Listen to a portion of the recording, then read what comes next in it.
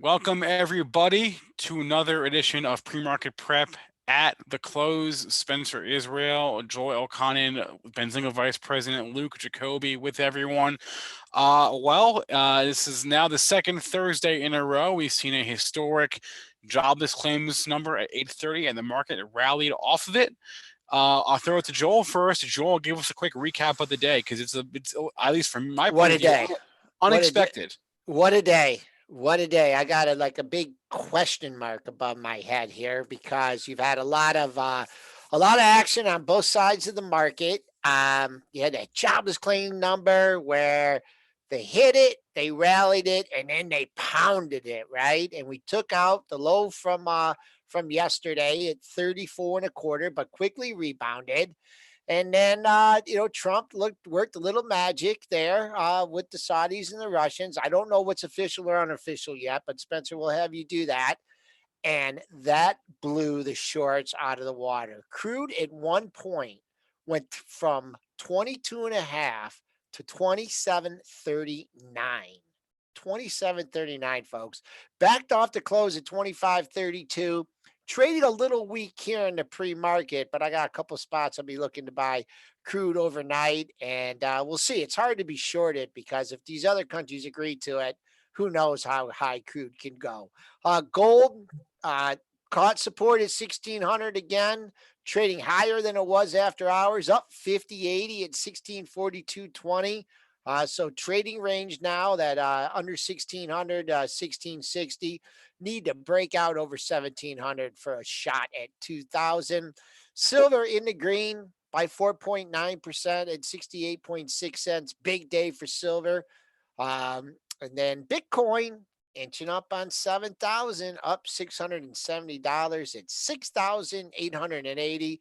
As we speak, the SPOOs are above mid-range, and I said it would be a really good day if we could close above 2,500. And who knows what can happen in the next 17 minutes. Take it away, Spencer. So Joel, you said you're not really sure what is official and what isn't with regards to oil. Yes. I don't think anybody really knows what is official and what isn't with regards to oil. Trump did tell CNBC earlier today that he spoke to the Russians, spoke to the Saudis, and they've agreed on a 10 to 15 million barrel cut, or barrel per day cut, I should say. That's all we got. Nothing in writing. But Luke, you said before we hopped on here that you've actually been. Is it fair to say you've been trading oil here? I've been long oil. Let's put it that way. You guys know my style is to average into things. I'm not day trading in and out. But I like averaging into good deals. So when crude was about 21 and a half, you did do it. Yep. Via the ETF, USO. And I'm just hanging out. I mean, it got down to 19. I didn't add to it. My next stop was 18, or if it was there, I was gonna, average myself a little bit lower. But I'm just hanging out. I mean, I think that, this is one of those trades that we'll look back at a year from now, and it's going to seem like a no-brainer to everyone. A no-brainer, yeah. So that's always the question, right? Is which trades are you going to look back on and say, "Oh my God, I can't believe it." Yeah. Luke, so you have no target. I got no target necessarily. I mean, like 30s. I think is very, very fair, and that's probably the point at which I'll start to ease out. Okay. I hate to sell stuff when it's got momentum behind it and it's going out, but I'm always happy to take chips off the table. Okay, Luke, what does this do to increase demand? What do you mean? The coronavirus?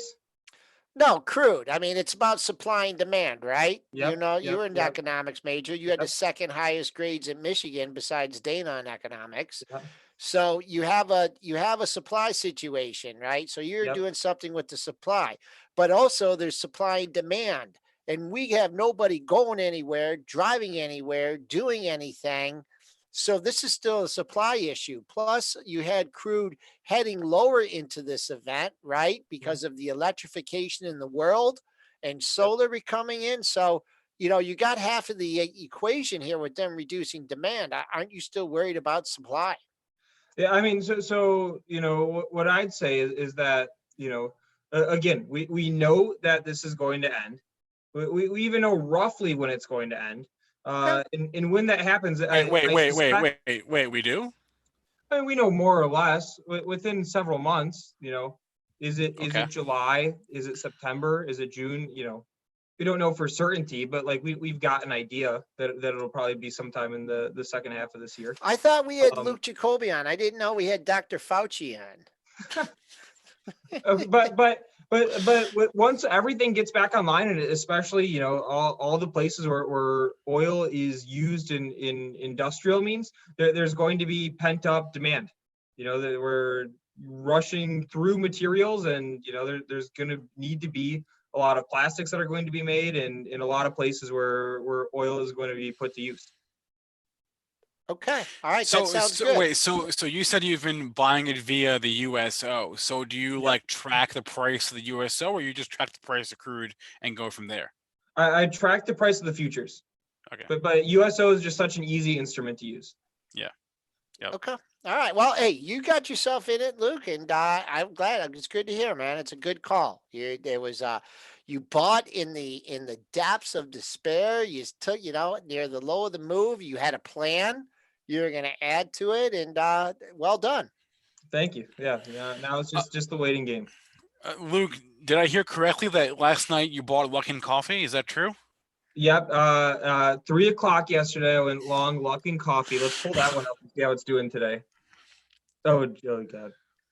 No, just kidding. I did not buy that stock. I feel bad for anybody who did. They just had a secondary offering in January. So I'm sure lawsuits will be flying surrounding that secondary offering. Oh yeah. The stock caught a downgrade at 11 o'clock today. That's important. I think important to note. That moved the stock. It went from overweight to sector weight. Tough day. Thank you, KeyBank. And that guy is cleaning out his desk as we speak. We didn't mention this on the pre-market show this morning. We did talk about it on the pre-market show. No one cares about analyst ratings. I mean, Spencer, when is the last time we talked? We did talk about the Boeing call when the guy goosed it from 100 to 180. Yeah. But right now, I mean, this is such a momentum, news-driven market. It's not even a part of our show anymore. So the only reason that we ever care about them is because they can move stocks. Analysts can drive sentiment upward and downward. And in this kind of market, the analysts have as much influence as you and I think, which is to say not much. So the analysts don't really have any influence over the stocks in their coverage in this kind of a market. And if that's going to be the case, then they're not really worth paying attention to for now. Here's something that I don't really know what to make of it or if it means anything at all, but something worth saying is JP Morgan just gave all of their retail clients access to the JP Morgan equity research. It's a new thing, I think, that happened within the past week or two. So I wonder if you'll see, retail buying surrounding these the JP Morgan notes. Well, if they listen to the pre-market prep show, they may be doing the opposite. The analyst and the herd mentality, that's that's a very important thing.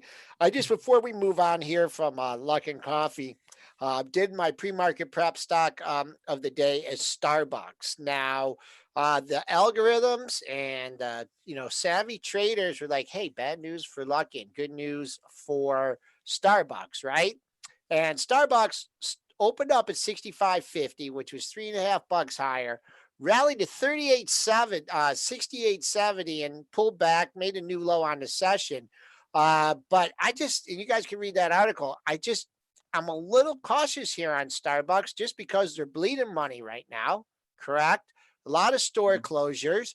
We don't know when that's going to happen. So, initially a lot of people use that pop to sell Starbucks here. So it is good news for them if you're losing a competitor. Or who knows what's going to happen. S&Ps are now going towards the high of the session, folks. They always seem to rally when we're coming on.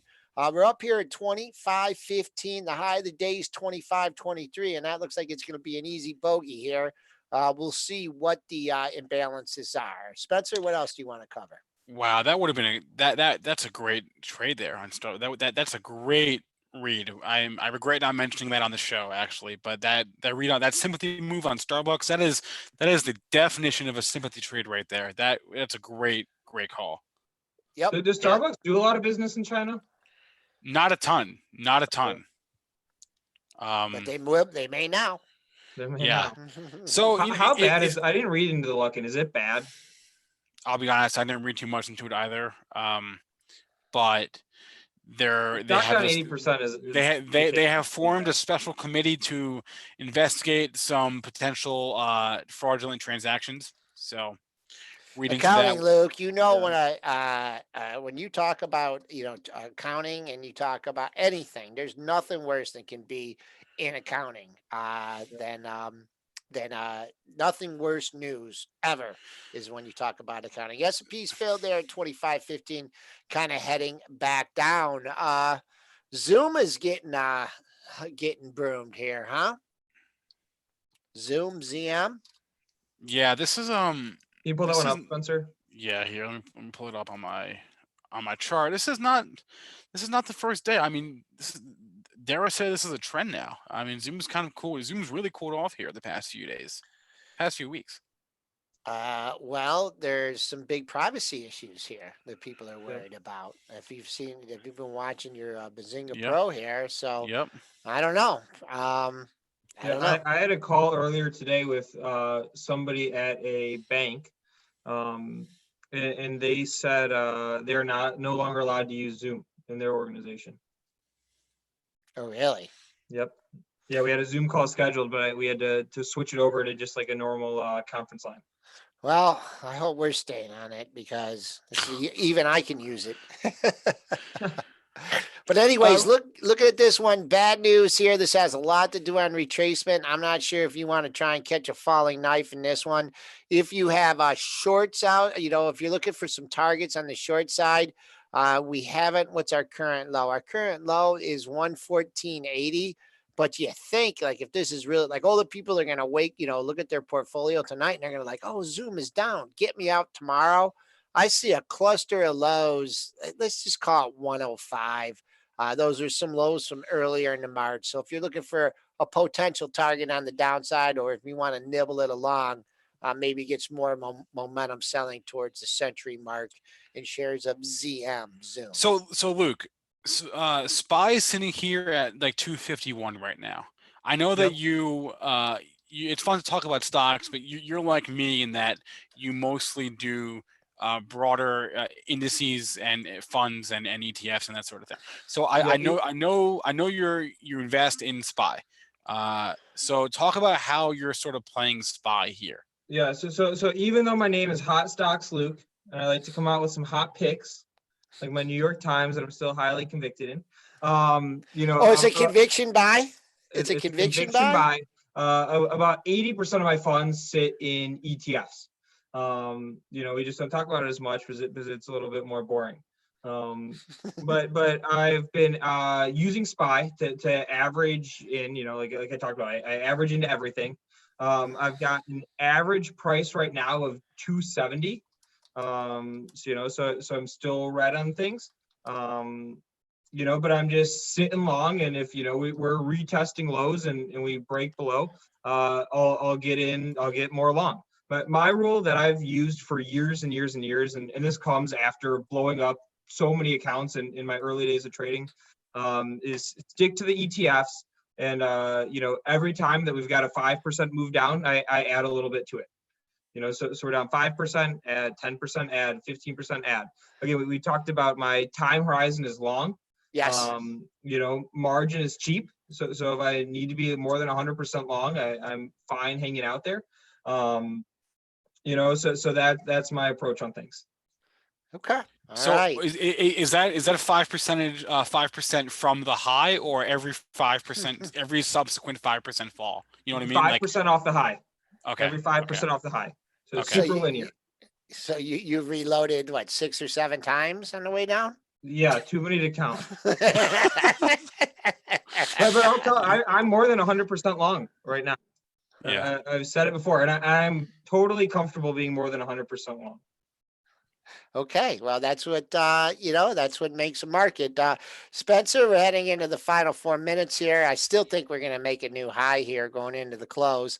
What we had someone asked about oil here, and back $3 off the high. I have a one level at 24.50 that I think I wouldn't mind nibbling at the long, and if that doesn't work, I think I would try it at 23.77. But as long as oil stays above 23.77, that's a buck away from here. I look for it to go up and challenge that 27.39 high. I have a quarterly number at 34.88, which Luke would love to see, but we'll see. We'll take it day by day. I just think that, how can you be, how could you put a short on in crude after a move like that? And then, and then there's more news that come out. So that's what I'm looking at. Man, I love our chats correcting us in real time. So according to Jim Smith in the YouTube chat, Starbucks has 4,200 locations in China, and apparently Spinner mentioned Starbucks this morning in the chat, but I must have missed that one. So if you're in the chat, do we know how many they have in the U.S.? To help give some context. Wait, what, Luke? Do we know how many U.S. stores they have? No, but that's easy to look up. All right, up. come on, chat. Well, someone said 42,000, and I'm like, that sounded a little high. That sounded a little bit high. 4,200. So, yeah, 42. I mean, it's not a huge part, but I mean, it's just, if anything, it's a psychological thing, right? For sure. Sell luck in, buy Starbucks. Well, we'll see. I mean, we get and also I just want to predicate everything that I'm saying, is based on the longer the pandemic and the COVID-19 goes, and a vaccine and things like that could obviously change the situation. But 2 minutes to go, 24.15. Let's see, where did we get to on that last pop? I thought we might be able to get a new high of the day, and 25.19 is the best we could do so far. So, but we still got some time. Spencer, what else you want to cover? Yeah, I think we're about to get there just about now, actually, maybe in a couple seconds here, but it looks like we're knocking on the door of new highs at the moment. That was pretty much it for my list. Luke, was there anything else on your list that you wanted to cover? But there's just a few names, and we kind of covered them. Just thinking about what we talked about on the show today, a lot of it was just broad, talking about the market and sort of how it could react to that number. And although Dennis doesn't seem to think the number really matters too much, maybe he's right. We rallied off it. We talked about, we didn't really talk about Walgreens Boots Alliance, who had earnings this morning, and Chewy, who has earnings after the bell today. So I'll be watching Chewy, and WBA, like I said, had earnings. Okay. WBA, I mean, you think the stock would be getting a boost because, everyone's going to the, drugstore and everything. They go during the off hours, but it's not. They're not liking what they're seeing here. So I don't know. I don't know their margins, but making a new low of the move, not looking good here. I know CVS has pulled back quite a bit too. So I'm not sure. The dynamics are getting more traffic, but I don't know what's going on. And then who was the other one that had earnings? Chewy's after the close. Oh, Chewy's after the close. What's their business, Spencer? Is it like generic pet stuff or what else is it? I don't think it's generic. It's like their high-end stuff? Yeah, it's their own brand. Okay. And just before we go here, I'll quote the Spoos in a minute. Ben Dover cannot watch this video again. So I don't, if anybody else is having that problem, email spencer.israel@benzinga.com. No dot. You can email me, Spencer Israel, or just email premarket@benzinga.com, and we'll check it out. Joel, how do we end today? Well, we're going into the final bell here, 25.16, where we're trading. The last bump took us to 25.19. Yep, we are closed. Probably last print. Let me see where that last print was in the S&Ps. Change my chart here. Now, this is the 4 o'clock print. And if you guys know, I followed this thing until the 5 o'clock. It's not over until it's over at 5 p.m. Your last print was exactly at 4 o'clock at 1550. I still think they might try and press it up there for that 25.23 here. And then, of course, we trade to 5 o'clock, but I wanted the market to settle over 2,500. And in the next 15 minutes, it can hang in there. Hats off to oil for doing it today. Have the jobs number tomorrow. So it's got to be going to be a repeat of what we've heard today, right? So I don't know.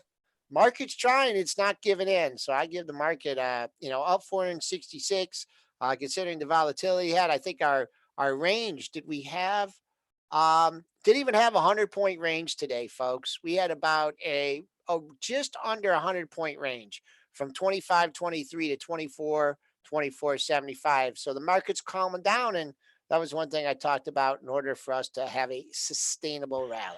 All right, I got to get off here because I can barely keep it together. So anyone, email me, Spencer Israel, Benzinga.com. Email us as a group, PreMarket at Benzinga.com. Luke, thanks for stopping by. Joel, Dennis, and I will be back with you. I'm trying. I'm sorry. Everyone have a great day. I'm